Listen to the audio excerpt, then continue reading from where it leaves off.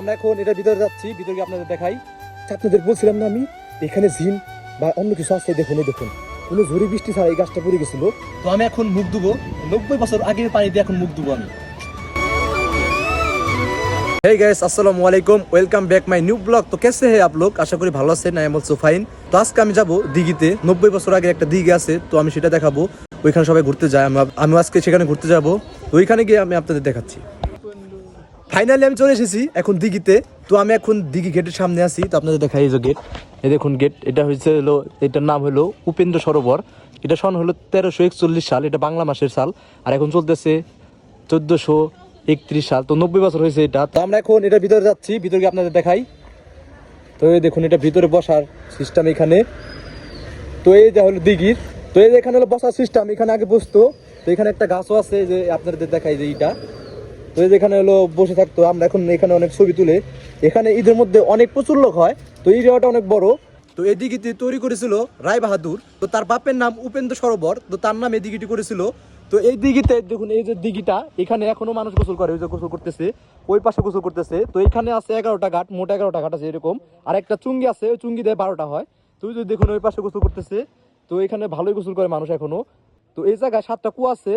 তো এর আগে কি করছিল গ্রামের লোকজনরা, এটা সেচার সিদ্ধান্ত নেয়। তো তখন 20টা 30টা মেশিন এক লগে লাগায়। তো 20-30টা মেশিন এক লগে নষ্ট হয়ে যায়, কি কারণে হয় এটা জানি না। তো সবাই বলছে যে এখানে জিন আছে, এখানে অনেক কিছু আছে।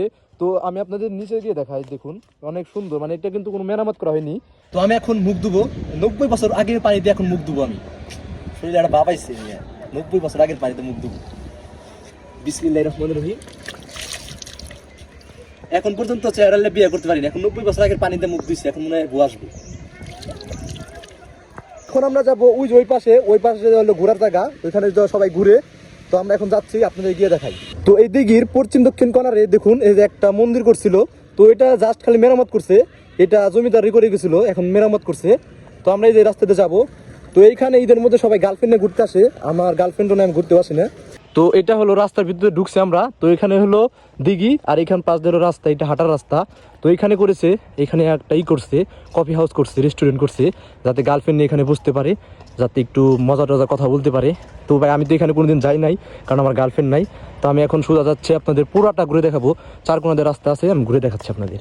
তো আমরা এখন যাচ্ছি এই যে চুঙ্গিটা আছে, এই চুঙ্গিতে ভয় করতেছে ভাঙ্গে পুড়েছে নাকি, বাপরে বাপ। তো এই যে চুঙ্গি, এটা এই যে চুঙ্গি, এটা ভালো করে দেখাতে পারবো না, আমার ভয় করতেছে। তো এটা হলো চুঙ্গি, এটা মেরামত করা হয়নি, তো ভেঙে চলে গেছে। তো এখানে দাঁড়ানোটা রিক্স। আমি এখন দাঁড়িয়ে আছি 90 বছর আগের চুঙ্গিতে। তো এখানে দাঁড়িয়ে থাকা একটা রিক্স, তো আপনাদের জন্য তাও আমি দাঁড়িয়ে রয়েছি। তো অনেক কষ্ট হয় ভাই এখানে। তো এখানে অনেক গভীর, আর এখানে আছে কুয়া, আমার কুয়া দেখে ভয় করে। আর ও শুনছি আমি লোকদের কাছে এখানে নাকি জিন টিন থাকে। তো আমরা চলো অন্য কিছু দেখাই তোমাদের, আমি এখান থেকে যাই ডাক্তারি। আর গাইস আরেক সাইড থেকে চুঙ্গি দেখানো যায়, আমি চুঙ্গিটা দেখাচ্ছি আপনাদের। এই যে সাইডে সুপ আছে, এই পাশে টয়লেট গো, এই দেখুন চুঙ্গিটা। তো যে পিছনে চুঙ্গিটা দেখতে পারতেছেন, এটা 90 বছর আগের চুঙ্গি। তো এটা দেখুন কত সুন্দর স্টাইল করেছে। আর এখনকার চুঙ্গি যদি হয় শুধু একটা গোল একটা দেয় পানি যাওয়ার জন্য, এটা কিছুদিন যাওয়ার পর ভেঙে যায়। আর এটা কত সুন্দর ডিজাইন করেছে যাতে না ভাঙে। তো এই দিঘিটা বর্ষা মাসে পুরো ভরে যায়, উপর দিয়ে যে এখান দিয়েও পানি থাকে, এখান দিয়ে লেভেল পানি থাকে রাস্তা দিয়েও। এটার এই পাশে আছে চক, আপনারা চকটা দেখতে পাচ্ছেন। তো এই চকের পানি বর্ষাকালে এখানে এসে ভরে যায়, চুঙ্গিতে পানি ঢুকে। তো এই দিঘির 3 সাইডে চক, শুধু এক সাইডে রাস্তা, এই যে সাইডেও চক।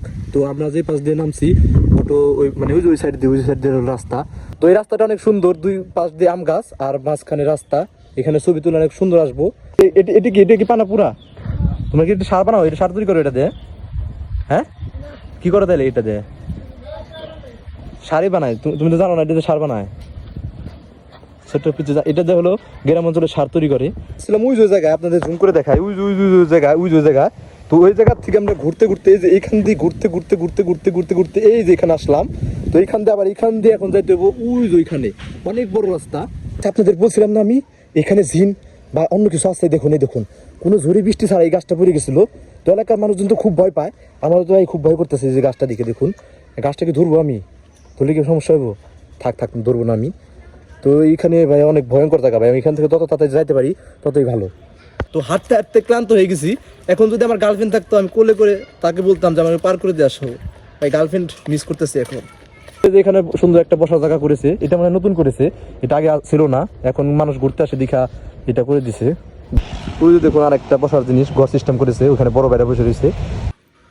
আমরা এখন রাস্তা দিয়ে হাঁটতেছি, এই রাস্তা দিয়ে সোজা। তো গাইস আমরা আগের জায়গায় ফেরত এসেছি। তো আমাদের পুরো দিঘিটা ঘুরতে সময় লাগছে 15 মিনিটের মতো। তো কেউ কেউ তো ভাই যারা হাঁটতে পারে না তারা রিক্সা নিয়ে ঘুরে, এখানে অনেক বড় জায়গা, 11 একর জমি নিয়ে এটা করেছে, তো অনেক বড় জায়গা এটা, তোমরা বুঝতে পারতেছো। ব্লগটা এই পর্যন্ত, কেমন লাগলো ব্লগ কমেন্ট করে জানান।